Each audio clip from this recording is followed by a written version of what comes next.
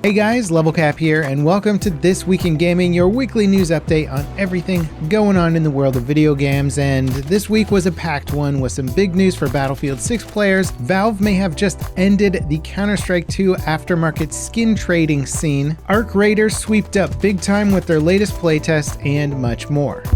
Battlefield 6 Season 1 gameplay was shown off this week, revealing 2 of the update's new maps plus tons of other details. The game's first season starts on October 28th, introducing the Blackwell Fields map to the game. This is a medium-sized vehicle-focused map set in California's oil derrick fields. The second map, Eastwood, is set around a suburban California golf course and will go live on November 18th. On December 9th, the Winter Offensive leg of the season will go live, offering a winterized version of the New York map. Season 1 will also introduce some new weapons. I did make an extensive deep dive into this update, including gameplay of the new maps and weapons, so be sure to stick around to the end of the video for a link to that. Overall, it seems like a solid content update, and it's great to see it rolling out quickly following the game's official launch. Now, one of the things that players seem a little bit less enthusiastic about are some of the out-of-place skins coming with the update. We'll have to wait and see if DICE is going to double down on more outlandish cosmetics over time, or if they're going to course correct for more military options. As for Battlefield 6's Portal mode, DICE issued a major nerf to the XP farming servers. They said that a curated rotation of Portal modes featuring full XP will be available in the future. Some players believe that removing XP from Portal will make it a far less enticing mode for anyone to play, but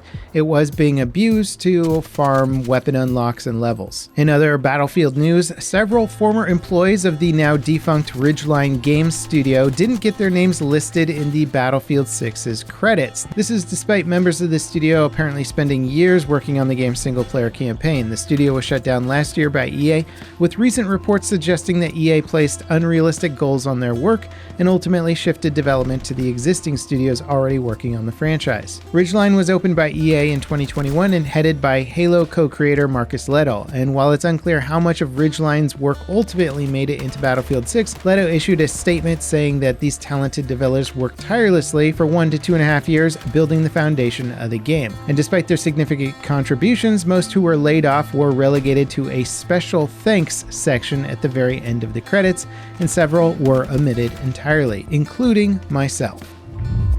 Valve just reportedly wiped out billions of dollars from Counter-Strike 2's aftermarket skin trading scene and tanked the value of the game's most lucrative cosmetics. Yesterday, they released an update allowing players to trade 5 covert skins in exchange for a single knife or glove cosmetic. Traditionally, gloves and knives were incredibly rare and commanded some insane values both in-game and on third-party skin trading websites. This update makes those skins much more obtainable, decreasing their rarity and thereby making them less valuable to skin traders. And while this change is ultimately beneficial for players who don't have thousands of dollars to invest in CS skins, it's wreaking havoc among skin traders. Counter-Strike's skin trading scene is an insanely massive market worth billions of dollars and was one of the driving forces behind the betting on official competitive matches. Much of this scene operates beyond Valve's official terms of service, which basically forbids exchanging skins for real-world money outside of the Steam platform. Valve have issued a cease and desist letter to some skin trading and gambling sites over the years, but on the whole, they've allowed it to exist basically unchecked. They have, however, been facing mounting pressure from international governments to better regulate the skin gambling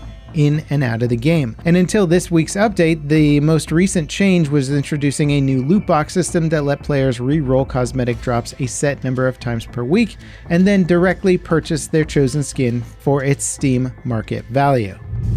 The final Arc Raiders playtest was a massive success, racking up nearly 200,000 concurrent players at its peak. And while it was intended mainly as a server stress test, Insider reports that the developers at Embark have already made key changes based on new bugs and balance issues discovered during the playtest. The awareness of AI robots in the playtest was unintentionally strong as they could see through foliage and other visual obstructions.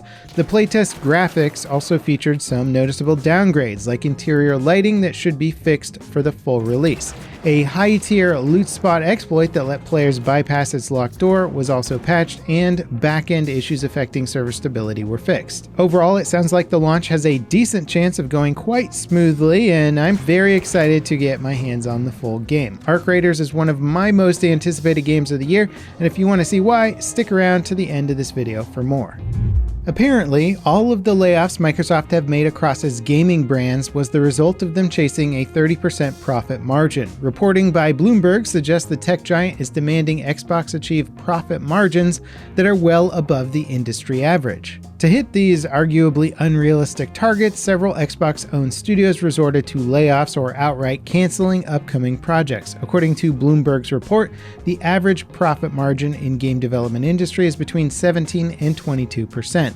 They say court documents show Microsoft's gaming brands were operating at around 12% profit margin in their 2022 fiscal year, though they've generally been between 10 and 20% over the past 6 years. This report helps explain a lot of Xbox's business decisions this year, massively increasing the price of Game Pass, high-profile projects getting axed alongside sweeping layoffs. It certainly doesn't paint a pretty picture of the future for Microsoft and Xbox's gaming division unless they start setting more realistic expectations.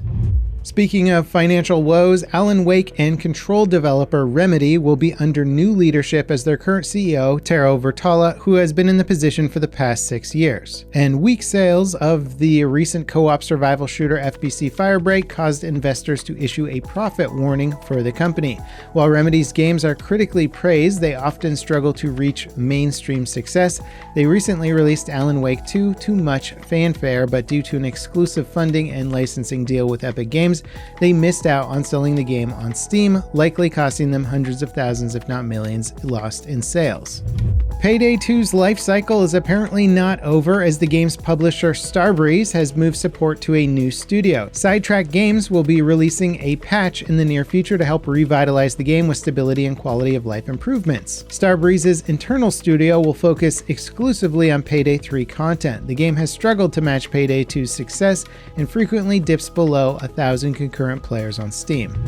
The latest update for Helldivers 2 was an epic list of bug fixes with over 200 problems solved. Recent updates for the game have left players wanting in terms of performance, stability, and bugs that affect the gameplay. The devs have openly admitted that the game suffers from massive technical debt caused by a tumultuous development. They've committed to releasing fixes and performance improvements more frequently, and this update, version 4.1.0, makes big strides. The update includes tons of fixes to gameplay bugs, performance optimizations, balance problems, and more.